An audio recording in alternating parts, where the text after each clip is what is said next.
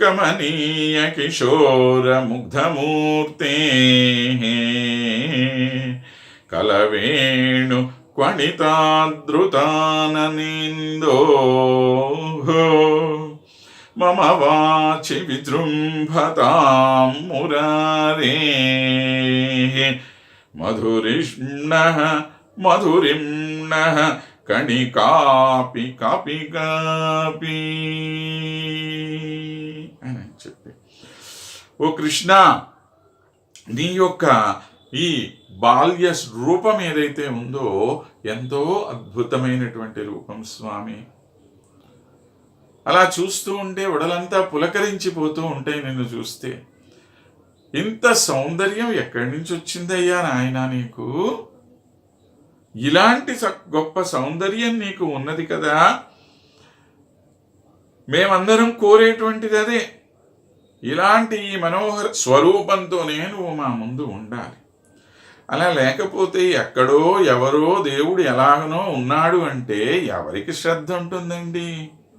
ఆయన నీ ఎదురుగ్గా రావాలి, నీకు ఎంతో అందంగా ఆయన కనపడితే అలా కళ్ళు తిప్పుకోలేనటువంటి ఒక సౌందర్యం ఆయన దగ్గర ఉంటే అలాంటి సౌందర్యాన్ని చూసి మనం ఆనందపడాలి.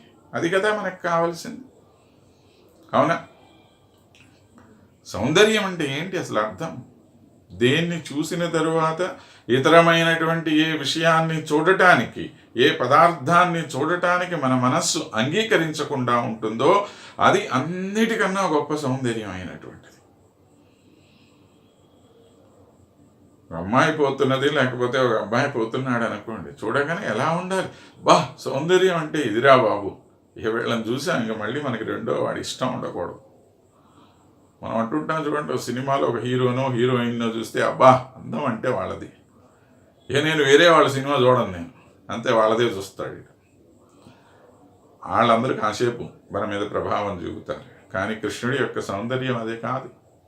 యుగ యుగాల నుంచి మన మీద ఆ సౌందర్యం యొక్క ప్రభావం అలా పడే ఉంది. కాబట్టి అటువంటి ఒక సౌందర్యమూర్తి కలవేణు క్వణితాదృతాననేందోహో అని అంటున్నాడు. ఒక అవ్యక్తమైనటువంటి మధురమైనటువంటి ఒక పిల్లనగు విధ్వని చేత అందరినీ కూడా ఆకర్షింపచేసేటువంటి వాడు నువ్వు. అంతేకాదు ఆననేందోహో అంటున్నారు. ఒక చంద్రుని వంటి ముఖబింబం కలిగినటువంటి వాడా. చంద్రుడు ఏంటండి? ఇలాంటి చంద్రుడు 100 మంది 1,000,000 మంది వచ్చినా కూడా ఈయన ముందు నిలబడరు. సరే, ఏదో ఒక సౌందర్యం చెప్పుకోవాలి కాబట్టి చంద్రుని వంటి ముఖబింబము అని చెప్పి అనుకుంటున్నాం. ఓ మురారే, ఓ మురారి కృష్ణ మురాంతక, నీ యొక్క తీయదనాన్ని కాపి కాపి, ఏదైనా ఒక్క రవ్వ, కణికాపి లేశమైనా సరే స్వామి, కొద్దిగా అయినా సరే స్వామి, మమ వాచి, నా యొక్క వాక్కులో గనక అది వచ్చింది అంటే విజృంభత, ఎంత ఆనందం అయ్యా. కాబట్టి అలాంటి ఒక వాగమృతాన్ని నాకు ప్రసాదించు స్వామి అని చెప్పి ఆయన ప్రార్థన చేశాడు. ఆ శ్రీకృష్ణుడు ఉదారుడని చెప్పుకున్నాం కదండి నిన్ననే మనం. అలాంటి ఉదారత కలిగినటువంటి స్వామి కనుక ఒక్కసారి కుమ్మరించేశాడు ఆయన కవిత్వంలో ఆ మాధుర్యాన్ని. కాబట్టే ఇన్ని దశాబ్దాలు గడిచిపోయినప్పటికీ కూడా మనందరం కూడా ఎంతో చక్కగా ఆనందిస్తున్నాం ఆ కృష్ణ కర్ణామృతాన్ని.